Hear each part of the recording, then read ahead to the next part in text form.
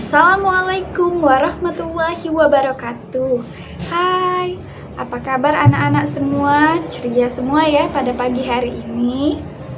Nah, sebelum kita memasuki pembelajaran, ada baiknya kita berdoa dulu ya. Nah, siapa yang ingin memimpin doa? Oh, Obil ya, silakan kepada Nak Obil.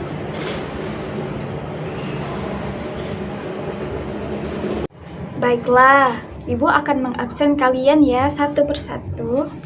Yang pertama, Az-Zahra hadir ya. Mirta hadir. Ria Agustina hadir ya. Nah, hadir semua ya, pinter sekali. Baiklah, ada yang tahu tidak kita hari ini memasuki pelajaran apa anak-anak? Pintar sekali, memasuki pelajaran tentang lingkungan sekitar. Nah, lingkungan sekitar itu yang seperti apa sih, Nak? Apa?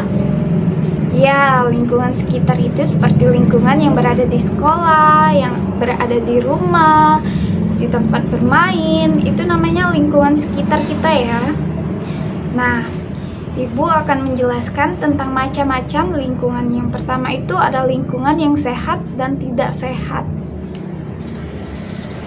Baiklah, lingkungan yang sehat itu adalah lingkungan yang terjaga kerapiannya dan kebersihannya. Itu sepertinya berada di lingkungan rumah kita ya. Lingkungan sekolah juga pastinya harus selalu bersih dan sehat. Selanjutnya ada lingkungan yang tidak sehat. Itu karena apa ya? Nah, karena apa itu terjadi? Itu terjadi karena adanya pencemaran kotoran atau pencemaran sampah dan lain-lain. Jadi sebaiknya kita harus membuang sampah kepada tempatnya ya. Nah, selanjutnya ada yang tahu tidak ciri-ciri dari lingkungan yang sehat? Ya, pintar sekali.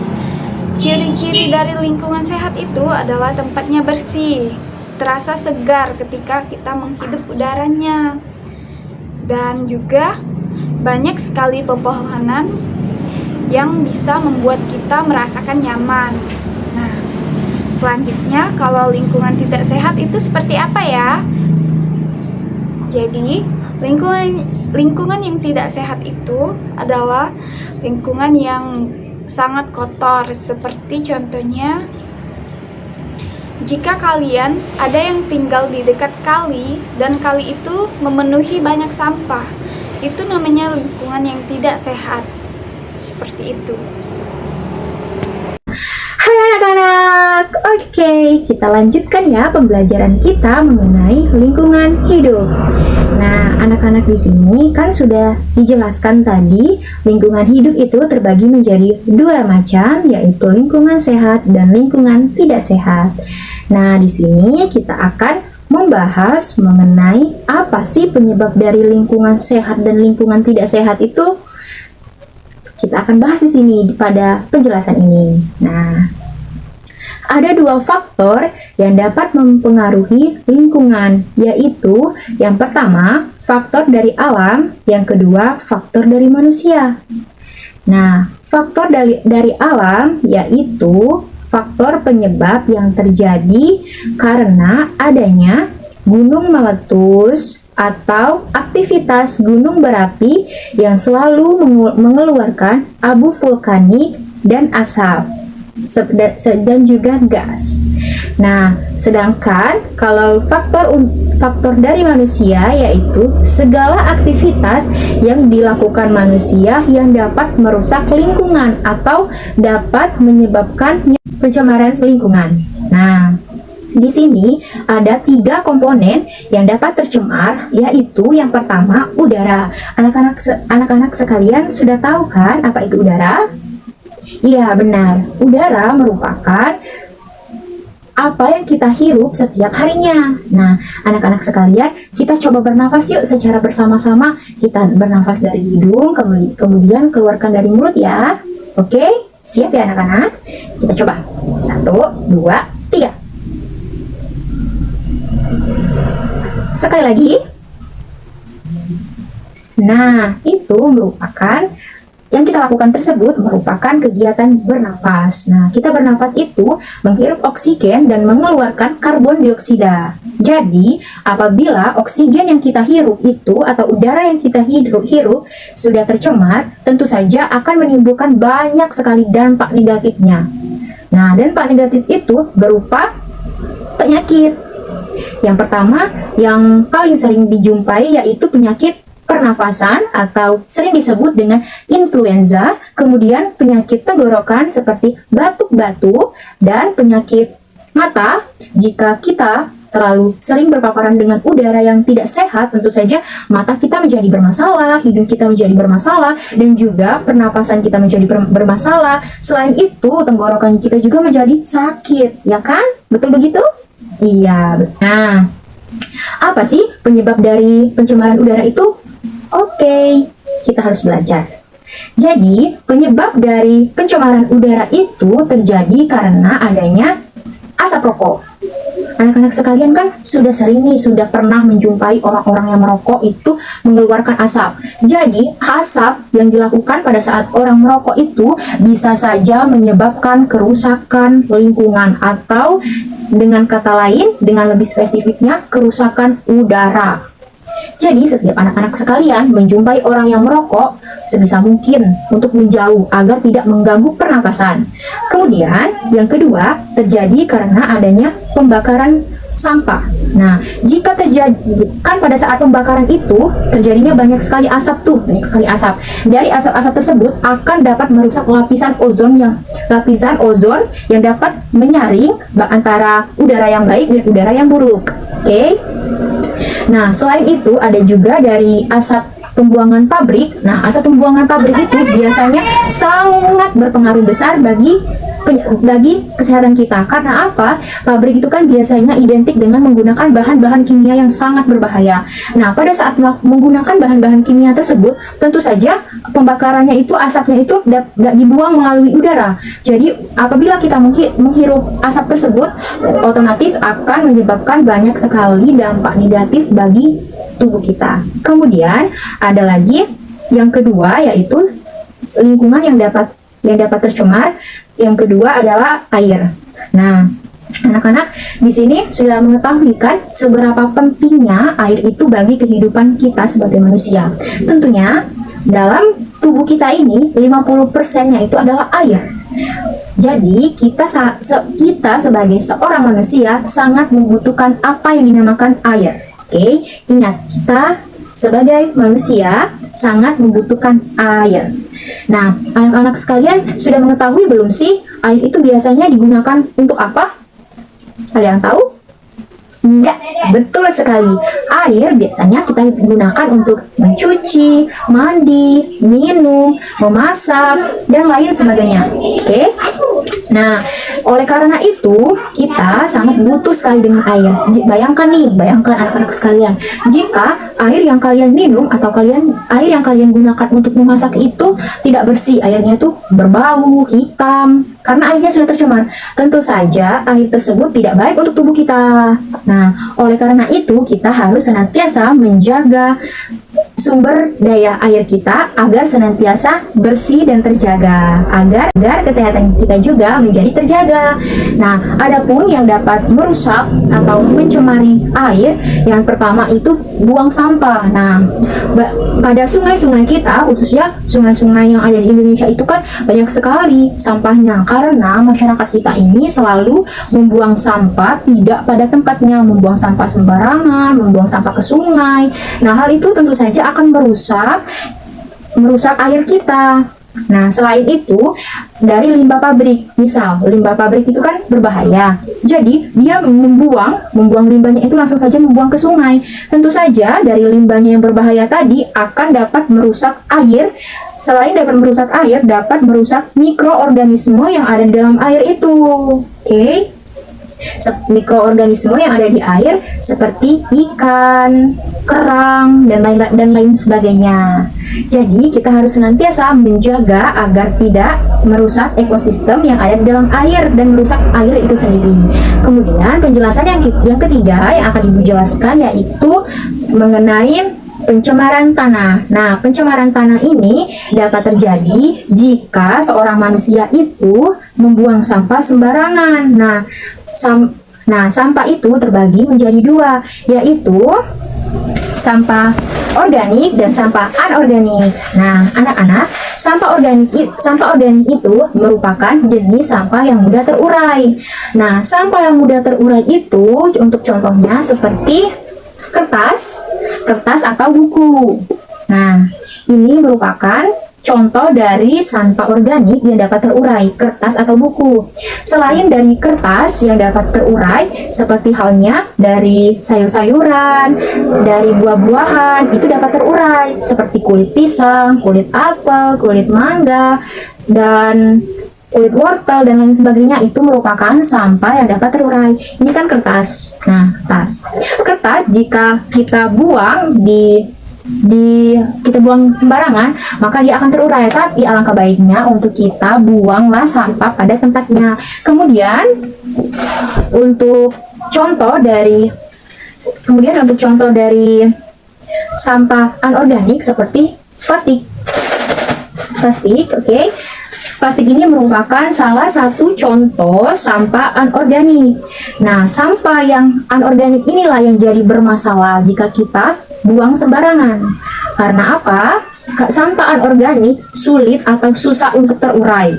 Sedangkan untuk sampah anorganik seperti kertas ini, dia mudah terurai. Jika kena air saja, dia bisa langsung melebur. Sedangkan untuk kertas ini sulit. Jadi, dengan kita membuang sampah sembarangan, membuang sampah seperti kertas ini, membuang sampah sembarangan, kan sulit terurai. Jadi, misalkan terjadinya hujan yang sangat lebat atau hujan yang deras, tentu saja tanah sulit untuk menyerap air karena adanya banyak tumpukan sampah kertas ini. Baiklah anak-anak, kesimpulan kita pada poin pembelajaran ini yaitu ada dua faktor yang dapat menyebabkan kerusakan lingkungan, yaitu yang pertama faktor dari alam, yang kedua faktor dari manusia. Adapun komponen yang dapat tercemar ada tiga. Yang pertama itu pencemaran udara, yang kedua pencemaran air, dan yang ketiga pencemaran tanah. Oke anak-anak, semoga bisa dimengerti. Materi selanjutnya akan dilanjutkan. Baiklah, di sini Ibu akan melanjutkan penjelasan dari materi selanjutnya, yaitu adalah pengaruh lingkungan bagi kesehatan tubuh kita. Masalah lingkungan dalam kehidupan sehari-hari jangan kita anggap sepele ya. Padahal kontribusi lingkungan dalam mewujudkan derajat kesehatan tubuh kita merupakan hal yang esensial. Di samping masalah perilaku masyarakat, pelayanan kesehatan, dan faktor keturunan lainnya, lingkungan memberikan kontribusi terbesar terhadap timbulnya masalah kesehatan masyarakat. Salah satu faktor dalam lingkungan yang menyebabkan aspek-aspek kesehatan tubuh kita terganggu dan munculnya penyakit adalah tingkat pendidikan masyarakat di suatu daerah tempat mereka tinggal. Dan lingkungan sangat berpengaruh bagi kesehatan kita. Jika lingkungan kita bersih, maka senantiasa kita sehat. Dan jika sebaliknya anak-anak, misalnya air di lingkungan kita tercemar, mengandung zat-zat beracun, atau juga limbah-limbah pabrik yang dibuang ke kali atau juga sungai, jika kita minum, itu akan menyebabkan gangguan pencernaan, diare, terus juga penyakit lambung lainnya. Apabila air yang kita ketahui itu adalah beracun, terus anak-anak gunakan untuk mandi, itu akan menyebabkan sakit kulit, juga gatal-gatal, iritasi, dan bisa menyebabkan juga kanker kulit loh. Jadi kita harus bersih, menjaga lingkungan kita, terutama limbah air atau juga kayak kesehatan air. Jadi jangan buang sampah rumah ke air atau juga yang lainnya. Dan selain pengaruh lingkungan, dan selanjutnya pencemaran udara. Pencemaran udara juga sangat mengganggu kesehatan tubuh kita loh. Misalnya asap kendaraan bermotor, terus juga asap rokok. Itu akan menyebabkan gangguan pernapasan, dan juga apabila kita terlalu sering menghirup udara yang tidak sehat, itu akan menyebabkan penyakit di paru-paru kita, baik itu juga penyakit. Dan juga apabila kita terlalu sering, itu juga dapat menimbulkan bau yang tidak sedap dan juga menyebabkan mata jadi iritasi, merah, dan perih. Sedangkan pencemaran lingkungan di tanah, apabila kita sering membuang sampah sembarangan di hutan, atau juga menebas pohon secara ilegal atau juga sembarangan, tidak ada izinnya, itu kan akan menyebabkan penyerapan air sangat sulit.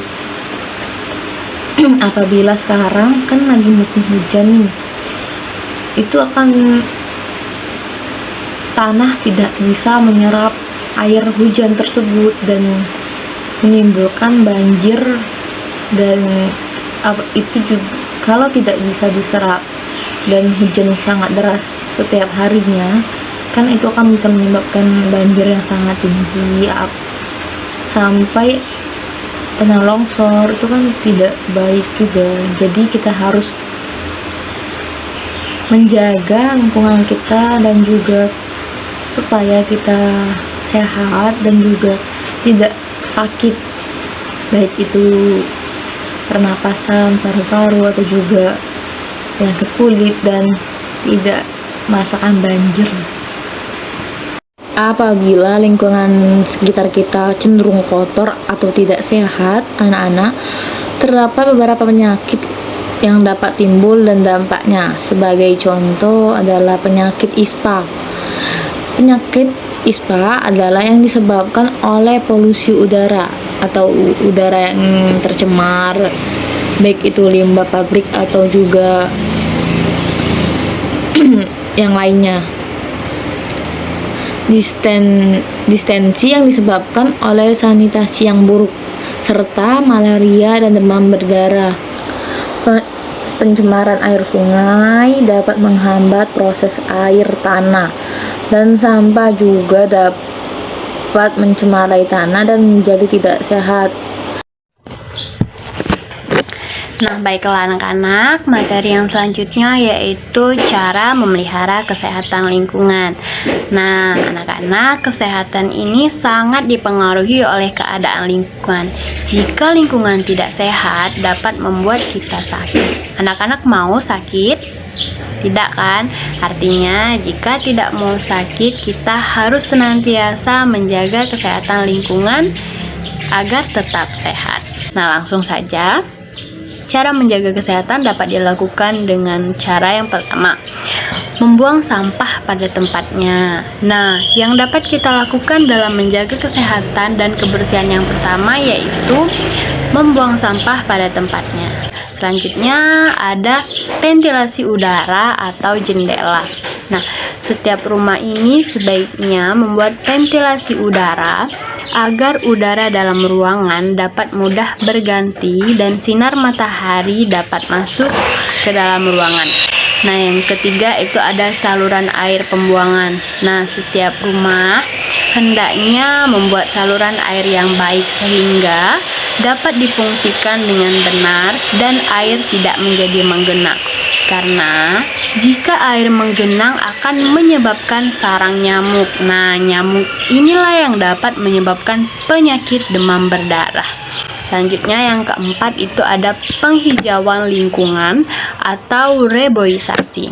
Nah, sudah kita ketahui bersama bahwa banyak sekali manfaat dari tumbuhan seperti pohon.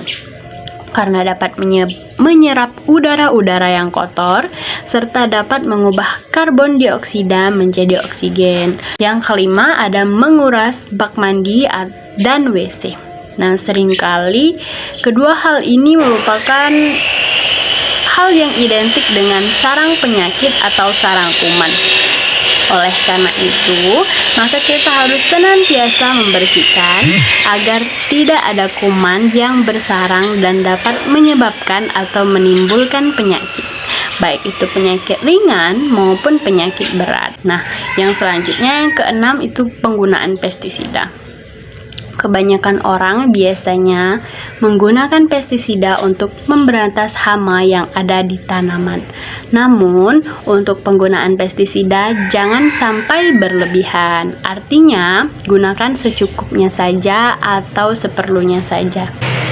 Adapun usaha yang dapat kita lakukan jika terkena penyakit yaitu yang pertama, usahakan pertolongan pertama. Pertolongan pertama sangat penting dilakukan.